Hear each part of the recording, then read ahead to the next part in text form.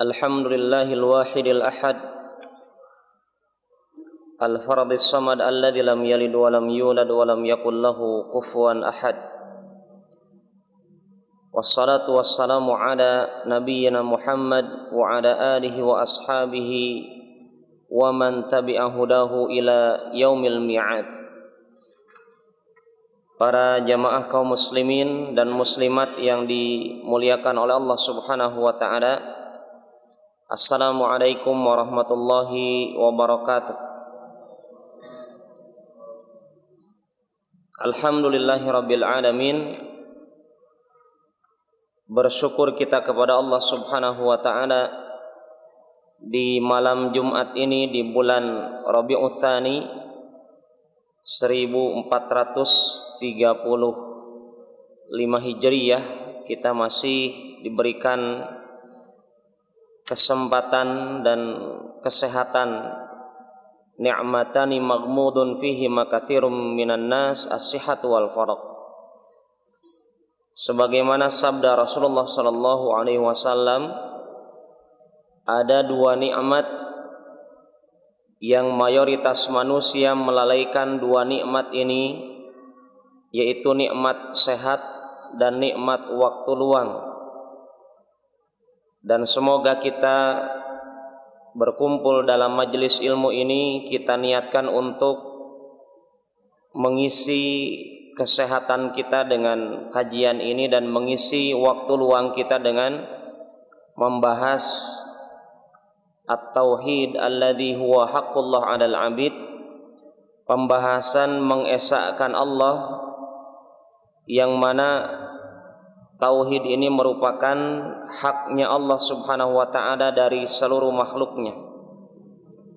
Dan di pertemuan kemarin kita masih berada pada faidah hadis yang telah kita sebutkan dalam hadis riwayat Bukhari dan Muslim dari jalur sahabat Abu Hurairah radhiyallahu anhu wa ardhah, kisahnya orang-orang di zaman Bani Israel yang mereka diuji oleh Allah Subhanahu wa taala. Tiga orang ini, satu orang yang bersyukur kepada Allah dan dua orang yang kufur kepada nikmat Allah setelah diuji dengan kenikmatan. Fa ikhwani wal akhwat, pada malam hari ini kita akan melanjutkan faidah ataupun pelajaran yang banyak dari kisah kemarin. Yang kemarin telah kita bahas tentang hadis ini mengabarkan kepada kita tentang kisah umat sebelum umat Islam, kisah Bani Israel, dan kita telah menyebutkan pembahasan berkaitan dengan berita-berita dari Bani Israel. Ada yang kita terima, ada yang kita tolak, dan ada yang kita diamkan ataupun tawakuf. Dan kita telah membahas di pertemuan kemarin. Kemudian poin yang kedua yang disebutkan oleh Imam Al-Utsaimin dari kisah ini, kita dapatkan pelajaran berharga tentang bayanu qudratillahi azza wa jalla, penjelasan, penerangan tentang kemahakuasaannya Allah Subhanahu wa taala. Kita dapatkan hal ini, pelajaran ini kita dapatkan ketika Allah maha sanggup, maha berkuasa menyembuhkan penyakit orang-orang tadi. Orang yang penyakit kulit, yang buta, kemudian orang yang gundul rambutnya, hanya dengan sebab disentuh oleh malaikat yang tatkala itu menjelma menjadi seorang lelaki, dengan izin Allah dan kemahakuasaan Allah, penyakit orang tersebut sembuh. Ini hadis ataupun kisah ini mengajarkan kepada kita akidah, keyakinan bahwasanya Allah qadirun ala kulli syai', innallaha ala kulli syai'in qadir. Sesungguhnya Allah Subhanahu wa ta'ala Maha kuasa atas segala sesuatu. Salah satunya adalah kisahnya orang-orang yang sakit ini. Ini menanamkan kepada kita pelajaran bahwasanya kita sebagai makhluk Allah tidak diperbolehkan untuk putus asa dari rahmatnya Allah Subhanahu wa ta'ala. Dikarenakan Allah Maha kuasa untuk merubah kondisi kita. Dengan kekuasaannya ini Allah menanamkan pelajaran kepada kita bahwasanya Allah akan senantiasa Maha sanggup dan kekuasaan Allah tidak ada batasan. Tidak ada dalil yang menyebutkan bahwasanya Allah itu Maha sanggupnya setelah diciptakan surga dan neraka, ataukah setelah hancurnya dunia, ataukah sesudah makhluk seluruhnya masuk surga. Ya, Allah Subhanahu wa ta'ala menyebutkan namanya apa? Al-Qadir. Ya, maka orang kalau mau menamakan namanya dengan nama Abdul Qadir, ya, jangan Al-Qadir, karena Allahu huwal Qadir. Arti dari kata Al-Qadir ini maknanya apa, ikhwan? Nama Allah Al-Qadir ada alif lamnya menunjukkan maha kuasa, dan kemahabesaran ini dalam masalah kekuasaan sebagaimana dalam nama-nama yang lain, tidak ada batasan. Tidak ada istilah expired, ya. Tidak ada kadaluarsa. Artinya Allah tetap sanggup untuk menyembuhkan penyakit orang Bani Israel, sebagaimana juga Allah Maha sanggup untuk menyembuhkan penyakit orang umat Nabi Muhammad ini alaihi salatu wassalam. Ini dari pelajaran kedua dari kisah hadis ini ataupun dalam hadis ini. Yang selanjutnya adalah dari kisah ini kita ambil pelajaran tentang akidah. Annal malaika yatashakkaluna hatta yakunu ala suratil bashar. Malaikat ini bisa berubah wujud, ya, dan mereka diberikan kesanggupan oleh Allah Subhanahu wa ta'ala untuk merubah wujud mereka menjadi sosok manusia.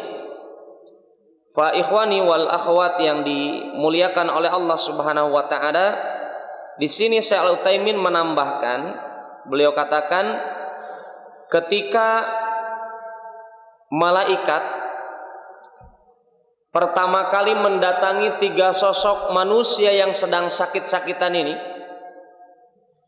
malaikat itu menjelmanya menjadi sosok manusia yang kondisi fisiknya, kondisi pakaiannya baik.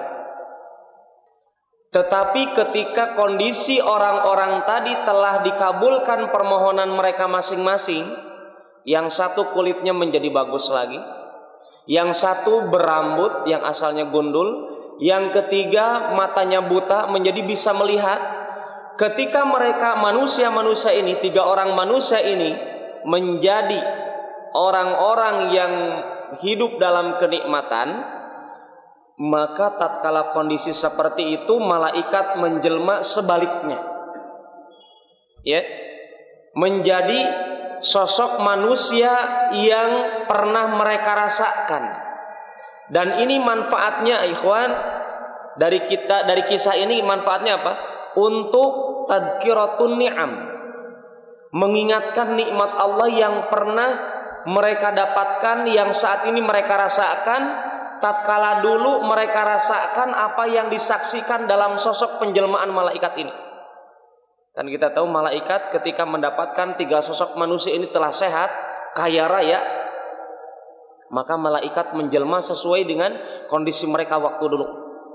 Yang satu didatangi mengingatkan dengan kondisi mereka sedang kepalanya gundul, yang satu kulitnya rusak, yang satu matanya buta. Ini jelas untuk apa, ikhwan? Penjelmaan malaikat ini ada hikmahnya, ada pelajarannya. Sebenarnya itu menjadi diusahakan bagi 3 sosok manusia zaman Bani Israel ini agar diusahakan beriktibar, mengambil pelajaran dari kisah mereka zaman dulu itu begitu. Tapi mereka tidak mengambil pelajaran kecuali hanya satu orang saja. Ya. Dan hal ini kata Syekh Al-Utsaimin, penjelmaan malaikat menjadi orang yang sakit, menjadi orang yang sehat, ya. Penjelmaan seperti ini kata Imam Al-Utsaimin bi amrillahi ta'ala laisa bi nafsihi mujarrad. Ini dengan perintah dari Allah, bukan kemauan dirinya sendiri. Ya, tetapi atas perintah dari Allah untuk menjelma dirinya menjadi sosok manusia yang sakit-sakitan, yang padahal sebelumnya malaikat tersebut menjelma menjadi sosok manusia yang sehat. Ini dengan perintah Allah Subhanahu wa taala. Kenapa? Karena malaikat dijuluki oleh Allah Rasul, utusan Allah dari langit, ya. Dan para nabi dan rasul di dunia itu adalah utusan Allah di bumi. Dan kita tahu ikhwan, sifatnya seorang rasul, sifatnya malaikat, kalau betul dia adalah utusan Allah dan kita tahu malaikat adalah utusan-utusan Allah, salah satu sifatnya utusan Allah adalah al-amanah. Tidak khianat. Artinya apa? Allah percayakan mereka untuk menjelma menjadi apapun terserah Allah. Maka di sini Syekh Al-Utsaimin menyimpulkan dengan kisah ini, malaikat menjelma dengan sesuatu wujud, mau sakit mau sehat, itu dengan perintah dari Allah Subhanahu wa taala. Kemudian yang selanjutnya, annal malaika ajsamun wa laysu arwahan au ma'ani au quwa faqat. Bahwasanya para malaikat itu mempunyai fisik, jasad, dan tidak hanya ruh. Berarti dari sisi ruh dengan jasad, malaikat sama dengan manusia. Dalam hal apa? Mereka memiliki ruh dengan jasad.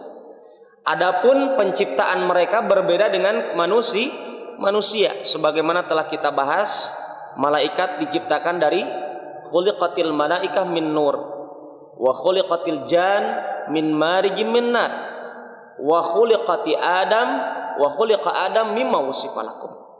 Rasulullah SAW mengatakan para malaikat diciptakan dari cahaya, jin diciptakan dari api yang berkobar-kobar, Adam diciptakan sebagaimana Allah sifatkan kalian, yaitu dari tanah.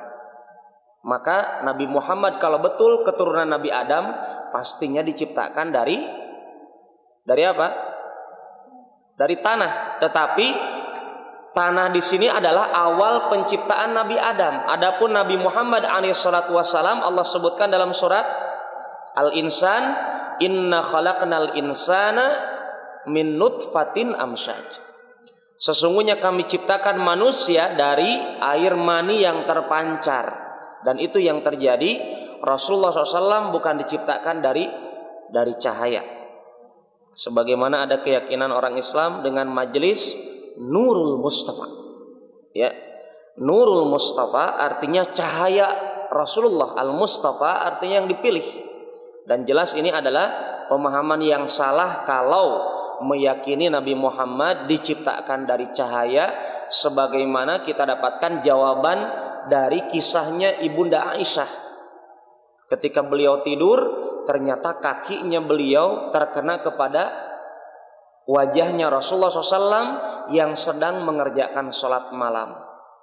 Kalau betul Rasulullah itu fisiknya bercahaya, pastinya Ibunda Aisyah tidak akan meletakkan kakinya di depan wajahnya Rasulullah SAW karena silau. Dan ini menunjukkan apa? Ibunda Aisyah memberikan jawaban dengan kisahnya beliau bahwasanya Rasulullah tidak bercahaya di dunia, ya, tidak bercahaya di dunia. Adapun di akhirat kita tahu tidak hanya para nabi dan rasul, orang-orang beriman pun bercahaya dengan amalan, dengan sebab amalan-amalan mereka, sebagaimana salah satunya hadis tentang keistimewaan berwudu sempurna. Itu menjadi cirinya umatnya Nabi Muhammad mudah dikenali oleh Rasulullah di hari kiamat karena adanya bekas air berwudu, ya. Maka ini ikhwan merupakan kekhususan nanti di hari kiamat yang tidak diberikan di dunia wallahu taala a'lam. Kemudian yang selanjutnya dari kisah ini, kalau kita tahu kemarin, kisah ini disebutkan dalam buku ini sekitar 1 halaman. Bisa antum bayangkan ikhwan? 1 halaman. Apa maksud Pak Ustadz ini 1 halaman? Ini kata Imam Al-Utsaimin menunjukkan pelajaran berharga dalam kisah ini adalah kesungguhan para perawi hadis menukil perkataan Rasulullah. Bisa dibayangkan ikhwan, siapa kemarin yang meriwayatkan? Abu Hurairah. Seluruh lafadznya dari kata menuju kata yang lainnya itulah yang didengar oleh Abu Hurairah langsung dari Rasulullah, dihafal, tidak ada yang kurang 1 kata pun. 1 halaman sekali didengar langsung hafal. Kalau kita kembali lagi, kalau kembali kepada kita, senyumnya lebih lebar daripada hafalannya. Ya. Kalau kita kembalikan kepada kita, hafalan juz, jangankan juz 30 juz 30 saja. Saya pernah dapatkan ada seorang santri Ida Duat, saking groginya itu dites ujian lisan hafalan Quran. Saya suruh baca surat Al-Ghasyiyah. Dia ingatnya surat Al-Qari'ah, saking tegangnya. Maka dia baca Al-Ghasyiyah, Mal Ghasyiyah. La ilaha illallah. Saya bilang, surat apa ini? Ya. Saking groginya di hadapan ustaz. Ya. Padahal kita tahu ini Al-Qur'an, ya. Ini yang dihafal oleh Abu Hurairah hadis. Bukan perkataan Allah, perkataan Rasulullah sallallahu alaihi wasallam. Dan ya ikhwan yang dimuliakan Allah Subhanahu wa taala dan akhwat, kalau kita cek dalam kitab Sahih Bukhari dan Sahih Muslim, kita tahu riwayat Abu Hurairah ini kan yang dari kalangan sahabat. Sebelum Abu Hurairah siapa? Bisa dibayangkan ikhwan? Perawi-perawi yang ada dari hadis ini, mari kita lihat. Kalau kita lihat dari hadis riwayat Bukhari, hadis ini jalurnya dari seorang ulama yang bernama Ahmad ibn Ishaq. Bisa dibayangkan, Ahmad ibn Ishaq, beliau hafal teks hadis ini 100% sebagaimana dengar nanti oleh ulama sebelum beliau, Amr ibn Asim. Jadi Ahmad ibn Ishaq rahimahullah ta'ala, beliau mengatakan telah berbicara kepada kami Amr ibn Asim, telah berbicara kepada kami Hammam, telah berbicara kepada kami Ishaq ibn Abdullah. Beliau berkata, telah berbicara kepadaku Abdurrahman ibn Abi Amrah, bahwasanya Abu Hurairah radhiyallahu anhu menceritakan kepadanya bahwasanya beliau telah mendengar dari Rasulullah SAW. Kemudian disampaikanlah kisah itu. Bisa dibayangkan ikhwan, artinya yang kuat hafalannya tidak hanya Abu Hurairah. Setelah Abu Hurairah para tabi'in, setelah para tabi'in para tabi'ut tabi'in. Yang tadi kita sebutkan di dalam perawi itu adalah terdapat para ulama sahabat, para ulama tabi'in, para ulama tabi'ut tabi'in. Mereka 100% menukil perkataannya letter lek, mankul dari apa yang didengar oleh Abu Hurairah dari Rasulullah SAW. Tidak dikurangi dan tidak dilebihkan. Maka derajat hadis ini termasuk kategori derajat hadis yang sahih sanadnya dan sahih matan hadisnya. Maka kita dapatkan dalam hadis Bukhari dan Muslim. Fa ikhwan yang dimuliakan oleh Allah Subhanahu wa taala, dengan ini pun kita bisa secara langsung mendapatkan pelajaran bahwasanya kalau betul kita pelajar yang sejati mempelajari ajaran Islam, mesti apa? Dikuatkan hafalan. Karena hafalan itu adalah intinya belajar. Ya, jangan masuk kajian telinga kanan keluar telinga kiri. Fa ikhwan yang dimuliakan dan akhwat yang dimuliakan oleh Allah Subhanahu wa taala, dari sini kita ingat kembali dengan pengaduannya Imam Syafi'i kepada Imam Al-Waqi'. Imam Syafi'i mengatakan kepada gurunya Al-Waqi', syakautu ilal Waqi' su'ahifdhi. Aku mengadu kepada guruku yang bernama Al-Waqi', jeleknya hafalanku. Kenapa hafalanku jelek? Ini Imam Syafi'i jelek hafalannya baru satu kejadian. Kalau mungkin di antara kita ikhwan akhwat, jelek hafalannya itu berhari-hari setiap setor hafalan. Kalau Imam Syafi'i ini pernah suatu ketika beliau melewati suatu jalan yang tanpa sengaja, coba bisa dipahami Pak, tanpa sengaja melihat aurat perempuan. Kalau orang sekarang memang disengaja cari-cari aurat. Ya, wal iyadzubillah. Imam Syafi'i satu kasus, beliau pernah kejadian melewati suatu jalan tanpa sengaja melihat aurat perempuan. Dan kita tahu aurat perempuan tidak hanya apa? Tidak hanya organ yang mesti ditutup, hanya diperlihatkan kepada suaminya. Tetapi aurat perempuan apa ikhwan? Aurat yang bisa mengandung syahwat laki-laki. Ya. Imam Syafi'i itu hanya memandang suatu pandangan yang menyebabkan hafalannya lupa. Dan kita tahu karakter Imam Syafi'i seperti Imam Bukhari rahimahumullah taala. Membaca di sini, ditutup yang di sini. Ya, takut tercampur ilmu di sini dengan di sini. Kenapa? Sekali baca langsung hafal. Kalau kita berkali-kali kita baca, bahkan tahun dulu sudah kita hafal, kita katakan saat ini kenapa tidak kita hafal?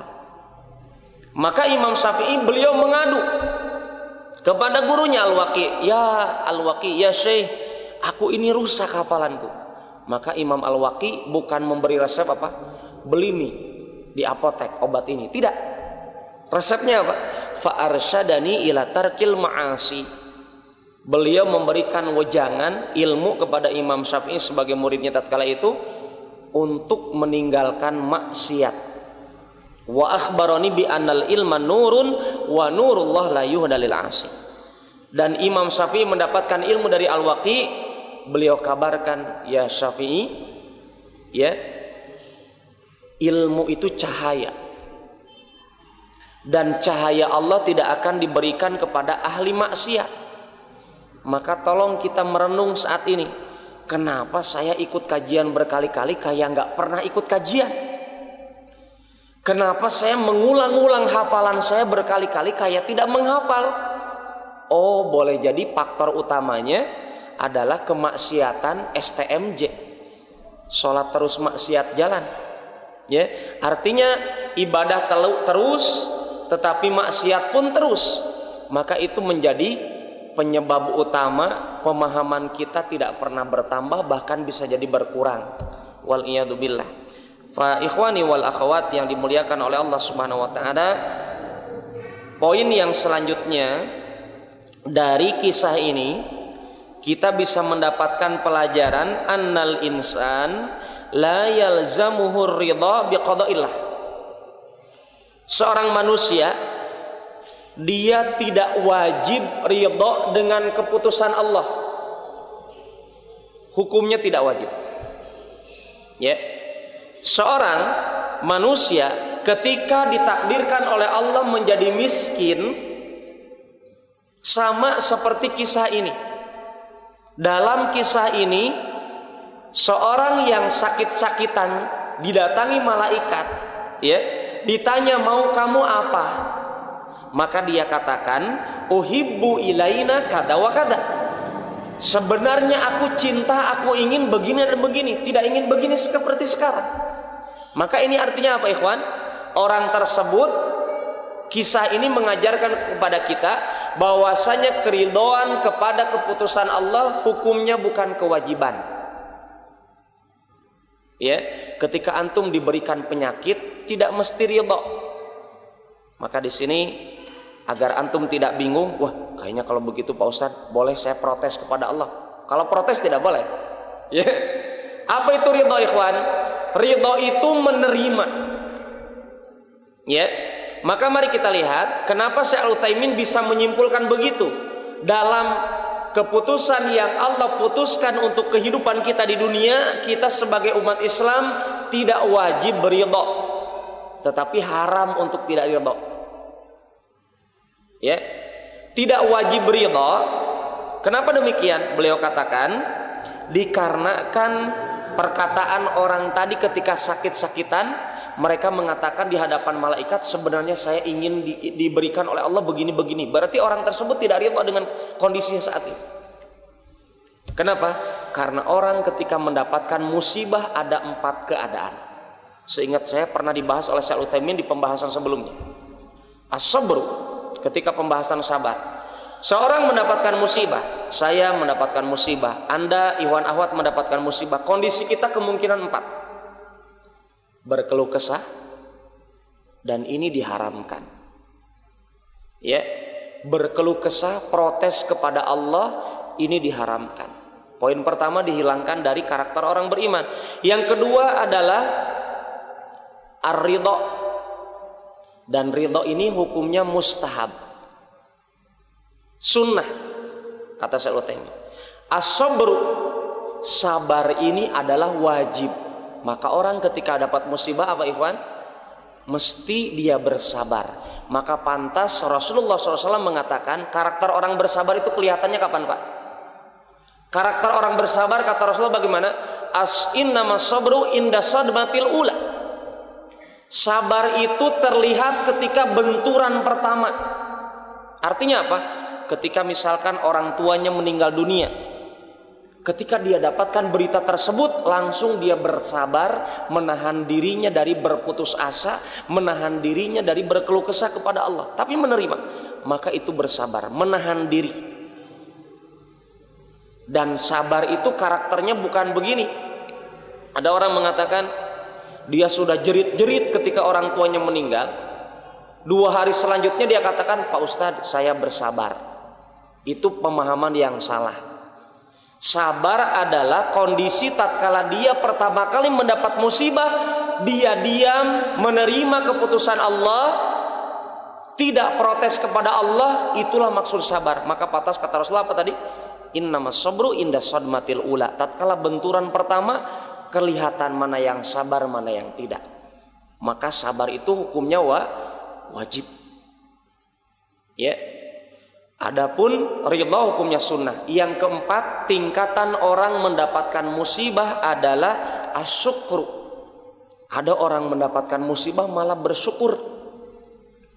Ya, dan jarang-jarang. Kenapa kita katakan jarang? Karena Allah sebutkan dalam Al-Qur'an, wa qalilum min ibadiyas syakur. Amat sangat sedikit dari hambaku yang pandai bersyukur. Jadi yang bersyukur itu sedikit sekali. Ya. Fa ikhwan yang dimuliakan oleh Allah Subhanahu wa taala, di sini Imam Al-Utsaimin menyebutkan, mungkinkah seseorang bersyukur ketika mendapatkan musibah? Dan ini tingkatan tertinggi bagi seorang manusia, ketika mendapatkan musibah bukan berkeluh kesah karena diharamkan, bukan juga dia ridho saja, bukan dia bersabar saja, tapi dia malah mengatakan alhamdulillah saya sakit perut. Betul itu, jarang-jarang orang bersyukur. Alhamdulillah saya tertabrak, alhamdulillah saya begini-begini, alhamdulillah uang saya kecopetan, alhamdulillah. Jarang itu terjadi. Betul tidak? Betul. Maka pantas kita katakan, ada yang bertanya kepada Syekh Utsaimin, mungkinkah orang mendapat musibah malah bersyukur? Ya, maka beliau katakan manusia ketika mendapatkan musibah sebenarnya itu adalah keistimewaan bagi orang tersebut di hadapan Allah yang mestinya dia syukuri. Karena tidak sedikit orang kembali kepada jalan Allah kecuali dengan sebab musibah yang Allah timpakan kepada dirinya. Maka Imam Ibnu Qayyim beliau katakan, kalau bukan karena sakit, kalau bukan karena keletihan, kalau bukan karena penyakit dan musibah yang ditimpakan oleh Allah kepada seorang hamba, pastinya seorang hamba akan menjadi orang-orang yang sombong di hadapan Allah. Maka dengan sebab adanya musibah yang Allah timpakan kepada kita, kita mestinya pandai-pandai mengatakan alhamdulillah. Maka ikhwan dan akhwat, mari kita hafal perkataan Rasulullah SAW ketika mendapatkan musibah. Beliau ketika mendapatkan kenikmatan, beliau katakan alhamdulillah bi ni'matihi tatimmus shalihat. Segala puji milik Allah, bini'matih, dengan kenikmatannya tatimus salihah, sempurnalah seluruh kebaikan. Ini kalau beliau mendapatkan nikmat. Tapi kalau mendapatkan musibah, Rasulullah SAW mengatakan alhamdulillahi ala kulli hal, segala puji milik Allah di setiap keadaan. Ya, tetap kita memuji Allah. Kenapa? Karena dengan sebab musibah kemungkinannya akan ada didapatkan oleh orang beriman apa? Dua. Yang pertama, dosanya dilebur, dihapus. Yang kedua, imannya ditingkatkan derajatnya oleh Allah Subhanahu wa ta'ala. Fa ikhwan yang dimuliakan oleh Allah dan akhwat, poin yang selanjutnya, jawazud du'a al-mu'allaq. Bolehnya kita berdoa dengan doa tersebut terikat doanya. Contohnya adalah kisahnya malaikat yang menjelma ini mengatakan doa kepada orang tadi yang tidak bersyukur kepada Allah. Kata malaikat ini apa? In kunta kadziban fasayyarakallahu ila ma kunta. Seandainya engkau ini berdusta, ketika orang tadi mengatakan saya dapat harta ini bukan dari Allah, dia lupa kepada Allah, saya dapatkan harta ini warisan nenek moyang, dia lupa kepada Allah, maka malaikat ini mendoakan dengan doa yang mengikat, diikat doanya. Seandainya kamu itu perkataannya bohong, maka semoga Allah menjadikan kondisi kamu itu sebagaimana dulu sebelum saat ini kamu sehat dan kaya raya. Kemudian setelah itu Allah kembalikan kondisi dirinya sebagaimana zaman dulu. Dia miskin kembali, dihina manusia kembali, kemudian fisiknya juga kembali sakit-sakitan. Ini diantara doa yang terikat dengan sesuatu perkara, dengan hadits ini. Sebagaimana ikhwan telah kita pelajari ketika adab istikharah. Kita tahu dalam doa istikharah kita berdoa apa Pak? Allahumma in kunta ta'adam anna hadzal amra khairun li fi dini wa ma'ashi wa akibati amri. Ya Allah, seandainya engkau tahu, ini kan diikat. In kunta ta'lam, seandainya engkau tahu bahwasanya urusan ini, misalkan Anda bujangan menikah, niatnya menikah, maka Anda berdoa, ya Allah, seandainya dengan menikah ini baik untukku dalam hartaku, dalam agamaku, ya, fi dini wa ma'ashi, dalam kehidupanku, wa akibatu amri, dan akhir hidupku, faqdurhuli wa yassirhuli tsumma barik li fi. Jadikan dia untukku, jadikan aku mudah menikah, mudahkan aku dengan urusan menikah, ya, wa barik li fihi, kemudian berkahi aku. Ini diantara doa yang terikat dengan sesuatu. Kemudian pelajaran yang selanjutnya dari kisah ini adalah jawazut tanazzul ma'al khasmi. Bolehnya kita mengalah bersama lawan bicara kita dalam kondisi untuk memberikan keadilan, memberikan kesempatan dia berbicara. Bukan berarti kita menerima, membenarkan yang dia ucapkan. Sebagaimana dalam kisah ini ikhwan, malaikat yang menjelma menjadi sosok manusia yang sakit-sakitan ketika meminta sedekah berupa kendaraan yang bisa menyampaikan dirinya safar perjalanan, ya, menguji orang-orang yang tadi sakitnya kemudian disembuhkan oleh Allah, maka malaikat ini mengatakan apa? Bahwasanya aku membutuhkan perbekalan, aku sudah kehabisan bekal. Maka orang tadi mengatakan apa ikhwan? Orang tadi mengatakan aku ini mendapatkan harta ini dari nenek moyangku. Bukankah ini perkataan dusta? Betul tidak? Malaikat itu tahu orang tersebut berdusta, tapi malaikat tidak mengatakan kadzabta, kamu dusta. Maka dengan kisah ini, seseorang yang sedang beradu argumen ataupun berdialog dalam suatu kondisi, boleh kita diam, bukan berarti membenarkan lawan bicara kita, tetapi untuk memberikan keadilan, kesempatan lawan bicara kita berbicara. Adapun perkataannya mau bohong mau benar, kembali kepada dirinya. Ya, artinya dengan kisah ini ikhwan, mungkin kadang kita berdialog sampai adu kus apa? Ya, pokoknya dialognya adu argumennya tajam begitu. Maka dalam kondisi seperti itu lebih bagus kita apa? Mengalah bukan berarti untuk kalah. Ya, tetapi untuk memberikan kesempatan kepada lawan bicara kita haknya. Wallahu ta'ala alam. Kemudian yang selanjutnya dari kisah ini, anna barakallah la nihayatalaha. Dan ini kita pahami bahwasanya berkah Allah tidak ada ujungnya. Apa buktinya ikhwan? Buktinya dalam kisah ini kita tahu seseorang yang sakit itu yang pertama tadi diberikan unta 1 lembah. Yang kedua diberikan sapi 1 lembah. Yang ketiga diberikan kambing 1 lembah. Ini menunjukkan apa?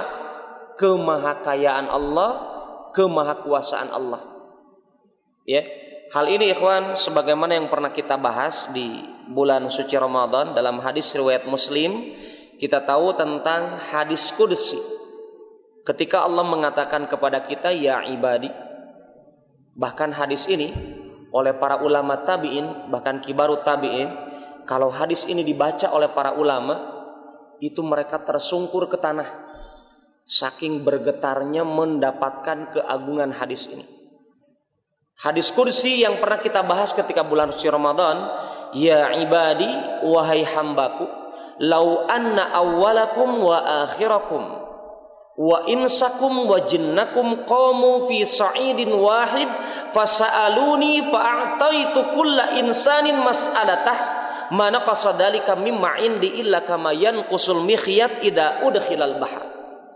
Wahai seluruh hambaku, seandainya kalian baik dari yang pertama sampai kalian yang terakhir, baik dari kalangan manusia ataupun kalangan jin, seluruhnya rombongan dari kalangan manusia dan jin bersama-sama dari pertama sampai akhirnya manusia dan jin berkumpul di satu bukit yang sama, meminta kepada Allah, kemudian Allah katakan, aku akan memberikan setiap permintaan masing-masing kalian.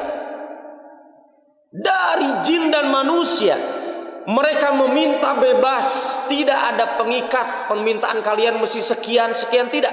Pokoknya apapun yang kalian minta akan aku berikan, kata Allah. Seluruhnya diberikan. Jin, manusia dari kalangan, dari semenjak Nabi Adam diciptakan, dari kalangan jin pertama kali diciptakan, seluruhnya sampai hari kiamat meminta di tempat yang sama, di waktu yang sama. Kemudian Allah berikan, apa kata Allah? Mana qasadalika mimma indi. Seluruh yang kalian dapatkan itu tidak akan mengurangi dari kekayaan dari diriku, kata Allah Subhanahu wa taala, dari harta yang aku miliki, kecuali seperti berkurangnya air tatkala jarum dimasukkan ke air laut. Bisa dibayangkan Pak, ini bukan jarum, bahkan jarum lebih kecil dari ini. Itu kalau dimasukkan jarum ke laut, ditarik itu jarum, berapa tetes yang keluar ikhwan? Dan itulah pengabulan doa yang Allah berikan kepada kalangan jin dan manusia seluruhnya dalam satu kondisi, satu keadaan dari zaman Nabi Adam dan dari zaman pertama kali jin diciptakan sampai hari kiamat. Rizki ataupun kekuasaan Allah hanya berkurang beberapa tetes dibandingkan kekuasaan Allah yang dimisalkan seperti lautan yang ada di dunia ini. Itulah kemahabesaran Allah Subhanahu wa taala. Ini menunjukkan apa, ikhwan? Menunjukkan keyakinan kita mestinya bertambah yakin bahwasanya antum yang masih bujang, tenang pale, masih ada jatah bujang antum.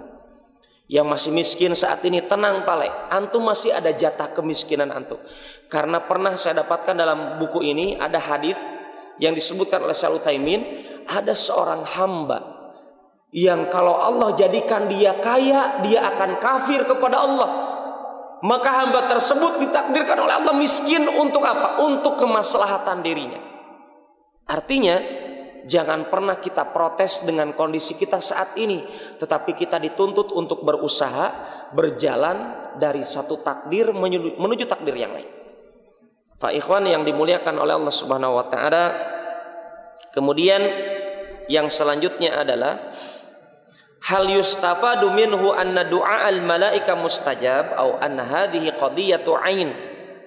Apakah dari kisah ini doanya para malaikat itu dikabulkan oleh Allah ataukah sesuai dengan kondisi tertentu?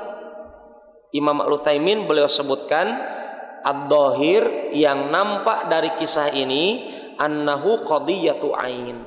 Ini sesuai dengan kondisi tertentu. Artinya boleh jadi malaikat berdoa kadang dikabulkan, kadang tidak. Sebagaimana kita tahu ada doa-doa yang kita permohonkan kepada Allah di antara kalangan orang-orang beriman, ada yang berdoa kadang dikabulkan, kadang tidak. Ya, ini yang dijelaskan oleh Syekh Utsaimin. Kenapa demikian? Karena kalau betul demikian adanya, maka ketika malaikat berdoa atau ketika kita berdoa kepada Allah untuk kebaikan saudara kita, bukankah ada malaikat yang mengatakan apa? Ketika kita mengatakan amin, malaikat di samping kita mengatakan Allahumma stajib. Ya Allah kabulkanlah. Malaikat di samping kita mengatakan walaka bimithlihi, dan milikmu juga seperti yang kalian doakan untuk saudaramu. Maka doanya di sini, kalimat doa di sini kadang kita tidak tahu, tetapi Syekh Al-Utsaimin beristihad, wallahu taala alam wal ilmu indallah, bahwasanya doa malaikat kadang dikabulkan, kadang tidak. Wallahu taala alam bisawab. Wallahu taala alam bisawab. Taib, kemudian yang selanjutnya ikhwan dan akhwat yang dimuliakan Allah Subhanahu wa taala, masih ada waktu? Masih ya? Satu poin terakhir mungkin saya bahas. Bayanu anna syukra kulli ni'matin bihasabiha. Dari hadis ini adanya penjelasan bahwasanya bersyukur kepada Allah atas nikmat itu sesuai dengan nikmat tersebut. Maksudnya apa? Kalau kita mempunyai nikmat harta, maka jadikan harta tersebut sarana untuk berinfak di jalan Allah. Kalau kita bersyukur dengan nikmat ilmu, maka jadikan sarana ilmu tersebut untuk memberikan jawaban atas pertanyaan yang ada di hadapan Anda ketika orang-orang bertanya kepada Anda. Ataupun dengan ilmu tersebut kita beramal dengan pemahaman yang kita pahami. Atau secara umum kata Imam Al-Utsaimin, bersyukur secara umum adalah menegakkan ketaatan kepada Allah dalam setiap keadaan. Ya. Demikian mungkin yang bisa kita bahas. Wallahu ta'ala a'lam bissawab, dan masih ada beberapa poin dari kisah ini yang bisa kita bahas di pertemuan yang akan datang, karena ada sekitar 21 pelajaran berharga dari kisah ini. Aqulu qouli hadza, subhanakallahumma rabbana bihamdik, asyhadu an la ilaha illa anta, astaghfiruka wa atubu ilaik. Walhamdulillahirabbil alamin. Assalamualaikum warahmatullahi wabarakatuh.